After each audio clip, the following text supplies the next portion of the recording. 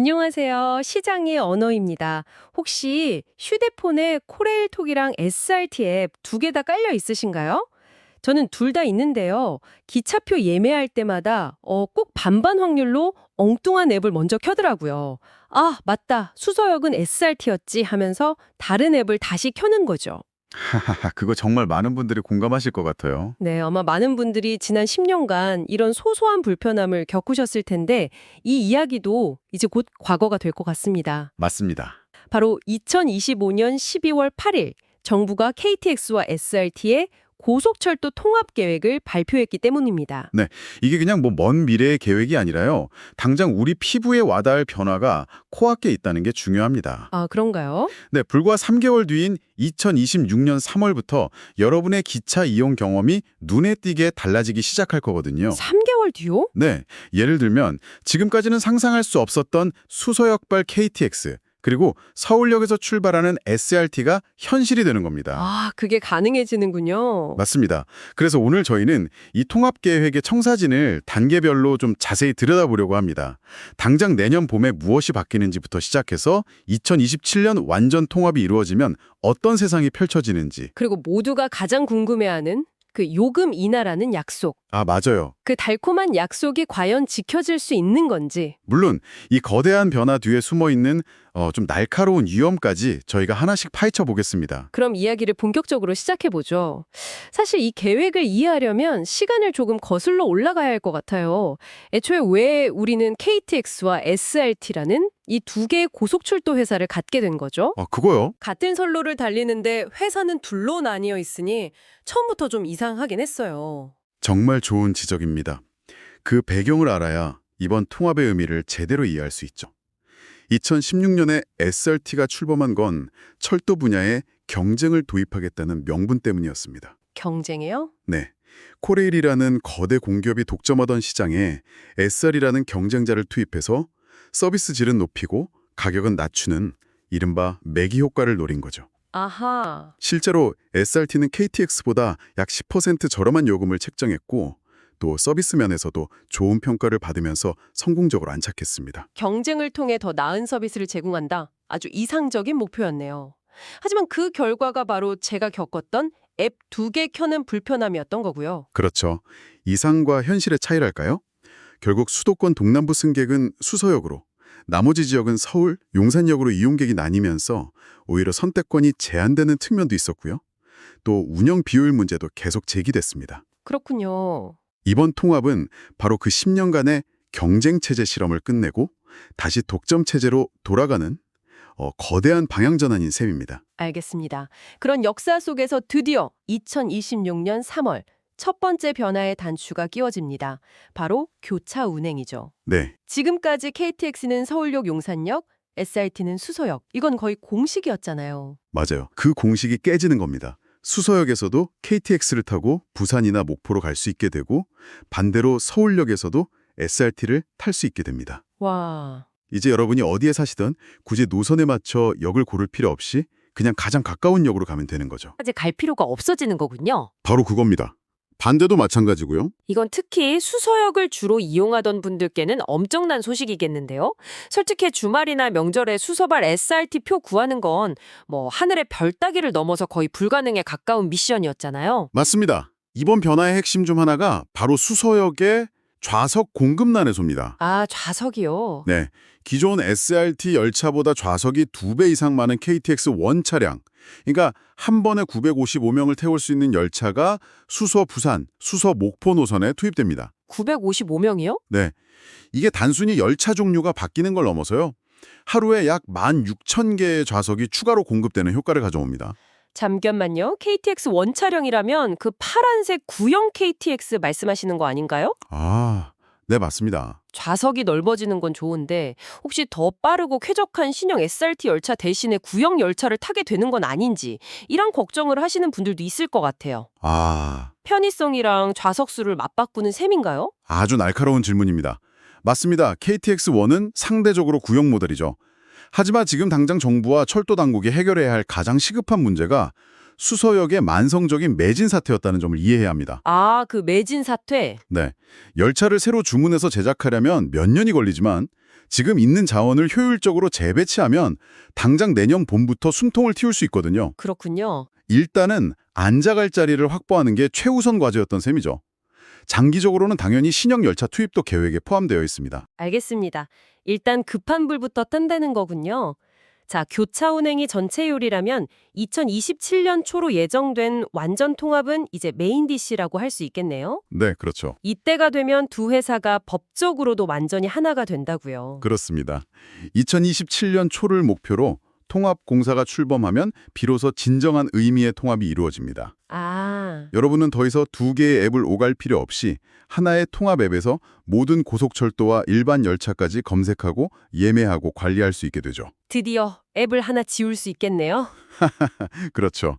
또 한 가지 실질적인 혜택이 있는데요. 어떤 거죠? 지금까지는 SRT를 타다가 무궁화호나 새마을호 같은 일반 열차로 갈아탈 때 환승 할인 혜택을 못 받는 경우가 많았거든요. 아, 맞아요. 그런 불편함이 있었죠. 네. 하지만 통합 이후에는 이런 불편함도 사라져서 환승 편의성이 크게 개선될 겁니다. 그런데 이 모든 변화보다 아마 많은 분들이 가장 기다렸을 이야기는 바로 가격일 겁니다. 네, 맞습니다. 정부가 KTX 요금을 SRT 수준으로, 그러니까 10% 내리는 방안을 검토 중이라고 발표했어요. 이건 정말 파격적인데요. 네, 이번 통합 계획의 가장 큰 명분이자 대중에게 가장 매력적인 약속이 바로 요금 인하입니다. 정부의 논리는 이렇습니다. 두 회사를 합치면 각자 운영하던 본사 인력, 마케팅 부서, 전산 시스템 같은 중복되는 기능들을 하나로 합칠 수 있겠죠. 그렇죠. 여기서 발생하는 비용 절감액이 연간 약 400억 원에 이를 것으로 추산하고 바로 그 돈을 재원으로 비쌌던 KTX 요금을 SRT 수준으로 낮추겠다는 겁니다. 400억 원. 이게 딱 들으면 엄청 큰 돈 같은데 사실 감이 잘 안 오거든요. 여기십니다. 사실 코레일의 연간 매출이 6조 원이 넘고 영업비용도 그에 육박하는 걸 생각하면 400억 원은 전체 비용의 1%도 되지 않는 금액입니다. 아, 1%도 안 돼요? 네. 물론 작다고 할 순 없지만 이 절감액만으로 요금 인하의 모든 재원을 충당한다고 보기는 좀 어렵죠. 그렇군요. 그래서 많은 전문가들은 이 숫자가 정책을 홍보하기 위한 상징적인 의미가 크다고 봅니다. 실제로는 비용 절감 노력과 함께 정부의 정책적인 지원이 더해져야 10% 요금 인하가 현실화될 수 있을 겁니다. 아, 약속은 했지만 그 약속을 지키기 위한 과정은 결코 쉽지 않을 거란 뜻이죠. 그렇군요. 그래도 이용자 입장에서는 일단 기대하게 되네요. 지금 서울, 부산 KTX 편도 요금이 약 59,800원이니까 10%면 거의 6,000원이 싸지는 거잖아요. 그렇죠. 왕복이면 10,000원이 넘으니까 부산역에서 뜨끈한 돼지국밥 한 그릇 사 먹을 돈은 생기네요. 그러네요. 무려 14년간 사실상 동결됐던 KTX 요금이 드디어 내려간다는 것만으로도 큰 의미가 있겠습니다. 맞습니다. 보통 이런 통합은 비용이 더 높은 쪽으로 맞춰지는 소위 상향 평준화가 되기 쉬운데요. 네. 더 저렴한 쪽으로 맞추는 하향 평준화를 약속했다는 점에서 의미가 큽니다. 만약 이게 실현된다면 국민들이 가장 직접적으로 체감할 수 있는 통합의 혜택이 될 겁니다. 자, 여기까지 들어보면 정말 장점만 가득한 계획 같습니다. 더 편리해지고 더 저렴해지고 마다할 이유가 없어 보이는데요. 하지만 세상에 공짜 점심은 없다고 하죠. 이 장밋빛 계획 뒤에 숨겨진 우리가 반드시 짚고 넘어가야 할 위험들도 있습니다. 첫 번째가 바로 부채 폭탄 문제라고요. 네, 가장 핵심적인 우려사항입니다.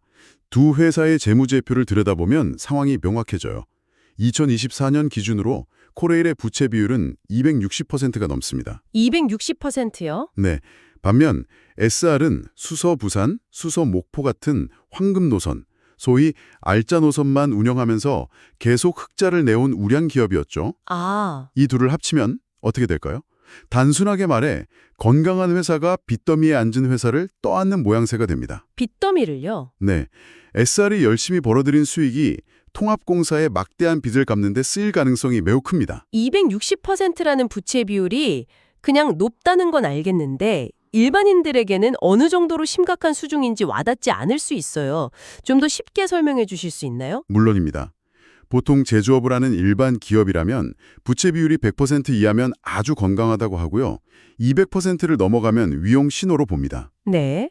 물론 코레일처럼 거대한 국가기관 시설을 운영하는 공기업은 특수성이 높은 편이긴 합니다. 하지만 200%를 훌쩍 넘긴 260%라는 수치는 벌어들이는 돈의 상당 부분을 새로운 서비스 개선이나 시설 투자가 아니라 빚 이자를 갚는 데 쏟아 부어야 한다는 의미입니다. 아, 이자 갚는 데에만요? 네, 재무적으로 매우 경직되어 있다는 뜻이죠. 그렇다면 결국 이런 걱정을 하게 되네요. 정부가 처음에 약속했던 요금 10% 인하. 네, 이걸 계속 지킬 수 있을까요? 통합 초기에는 여론 때문에 약속을 지키더라도 몇 년 뒤에 재무구조 개선이 시급하다는 명분을 내세워서 슬그머니 요금을 다시 올릴 가능성도 배제할 수 없는 거 아닌가요? 바로 그게 전문가들이 가장 우려하는 시나리오입니다. 아, 단기적으로는 요금 인하라는 선물을 주지만 장기적으로는 독점적 지위를 이용해서 그보다 더 큰 비용을 소비자에게 전가할 수 있다는 거죠. 알짜 회사였던 SR의 흑자가 코레일의 부채라는 블랙홀로 빨려 들어간다면 요금 인하의 동력은 금방 사라질 수 있습니다. 듣고 보니 정말 그럴듯한 걱정이네요. 재무적인 위험 말고 또 다른 위험도 있다고요? 파업과 관련된 문제라던데요? 네. 지난 10년간의 경쟁 체제가 가진 거의 유일한 하지만 매우 중요한 장점이 하나 있었습니다. 어떤 거죠? 바로 코레일 노조가 파업을 해도 SRT는 정상 운행했다는 점이죠. 아, 맞아요. 국민 입장에서는 고속철도가 완전히 멈춰서는 최악의 상황을 피할 수 있는 일종의 보험이 있었던 겁니다. 아, 그 대체제가 사라지는 거군요. 상상만 해도 아찔한데요. 예를 들어 추석이나 설날, 온 국민이 고향으로 이동하는 대목에 통합공사 노조가 파업을 결의했다고 상상해 보세요. 네, KTX도 SRT도 모두 멈춰서고 고속도로는 주차장에 되고 말 그대로 국가교통망 전체가 마비되는 거잖아요. 정확합니다. 그게 바로 모든 달걀을 한 바구니에 담는 위험입니다. 경쟁 체제에서는 한쪽이 멈춰도 다른 한쪽이 움직이면서 충격을 흡수했지만 통합 이후에는 그럴 완충 장치가 사라집니다. 그렇군요. 거대 단일 노조가 탄생하고 그들이 파업을 결의하는 순간 대한민국의 고속철도망 전체가 멈춰설 수 있는 리스크를 우리가 안고 가야 하는 거죠. 물론 정부는 이런 상황에 대비한 안전장치를 마련하겠다고 하지만 그게 얼마나 효과적일지는 아직 미지수입니다. 정리하자면 KTX와 SRT의 통합은 당장 내년부터 우리가 체감할 수 있는 편리함과 요금 인하라는 아주 달콤한 열매를 약속하고 있습니다. 하지만 그 이면에는 막대한 부채를 떠안는 재무적 불안정성, 그리고 국가 교통망 전체가 멈춰설 수 있는 운영상의 위험이 동시에 존재하고 있는 거죠.